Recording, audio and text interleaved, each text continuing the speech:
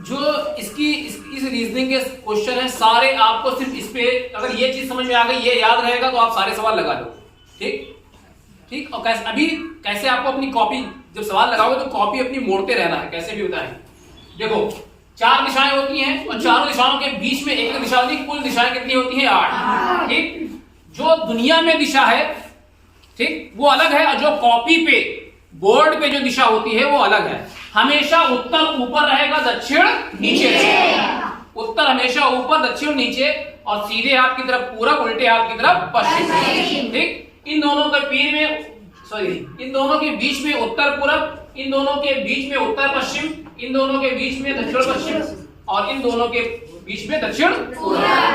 ठीक। अब देखो सवाल, नमिता अपने घर से उत्तर की ओर, अच्छा सवाल जैसे जैसे पढ़ते रहोगे वैसे वैसे करते रहोगे। ठीक। नमिता अपने घर से उत्तर की ओर, अब तो यहाँ कहीं घर है, अपने घर से उत्तर की ओर 3 किलोमीटर गई। कितना? 3 किलोमीटर उत्तर की ओर। उसके बाद क्या कह रहा है? अब कॉपी पे ऐसे लाइन खिंचाओगे और उसकी तरफ मुंह कर लोगे। ठीक। अब कह रहा है वहां से बाईं ओर मुड़ी। अब इसका बायां किधर है? इधर। ठीक। जिधर इसका तीर है उधर उसका बायां, उसी हिसाब से देखेंगे बायां इधर है, जो तुम्हारा बायां वो उसका बायां।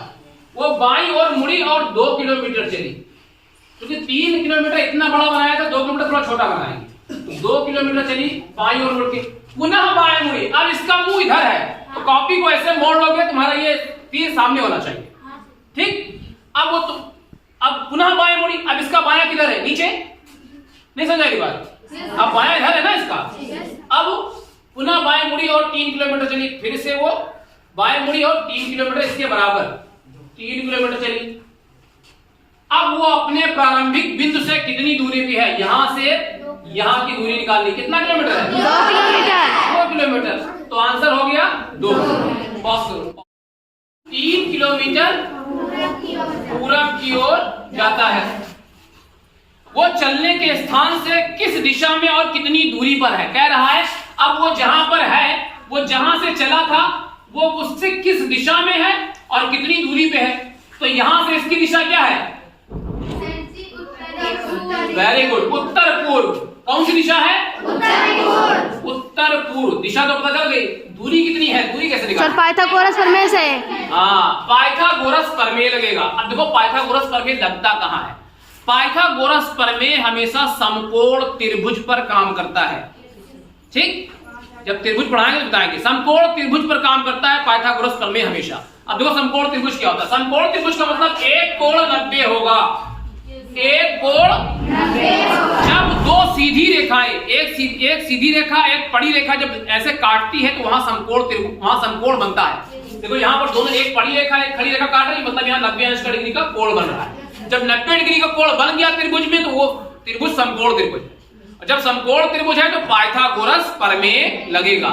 इसे कहते हैं लंब। जो खड़ी रेखा इसे कहते हैं लंब, इसे कहते हैं आधार। ये है थर्ड। ठीक। अब देखो पाइथागोरस प्रमेय है क्या? पाइथागोरस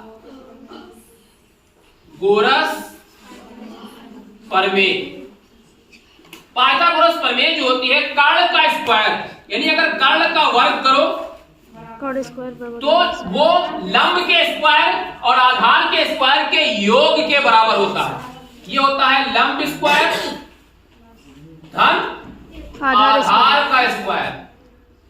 यही होता है पाइथागोरस प्रमेय। यानी कर्ण का स्क्वायर करके लंब के स्क्वायर में और आधार के स्क्वायर को जोड़ देंगे तो कर्ण के स्क्वायर के बराबर होना चाहिए। अगर कर्ण के स्क्वायर के बराबर है तो वो पाइथागोरस प्रमेय को सिद्ध कर रहा है। ठीक। बात समझ कि नहीं? तो कर्ण का स्क्वायर जो होगा वो लंब के स्क्वायर और आधार के स्क्वायर के बराबर होगा।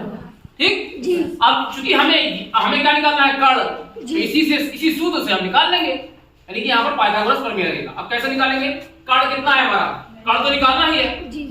कर्ण बराबर कर्ण का स्क्वायर बराबर लंब का स्क्वायर। लंब कितना है? 4 का स्क्वायर। आधार कितना है? 3 का स्क्वायर। ये हो गया 16 और ये हो गया 9। 16 9 25। अब यहां देखो कर्ण का स्क्वायर। अब जब यहां से हम वर्ग हटाएंगे तो इधर क्या होगा? बताओ। रूट। वेरी गुड, रूट चढ़ जाएगा। जब यहां से हम वर्ग हटाएंगे तो इधर रूट चढ़ जाएगा, ठीक। और 25 का वर्गमूल क्या होता है? 5। तो कर्ण का मान क्या आ गया? 5। यानी वो अपने घर से जहां चला था वहां से जहां पहुंचा है उसकी दूरी 5 किलोमीटर है और उसकी दिशा उत्तर पूरब है। ये बात समझ में आई? Yes sir. पाइथागोरस प्रमेय उतार लो।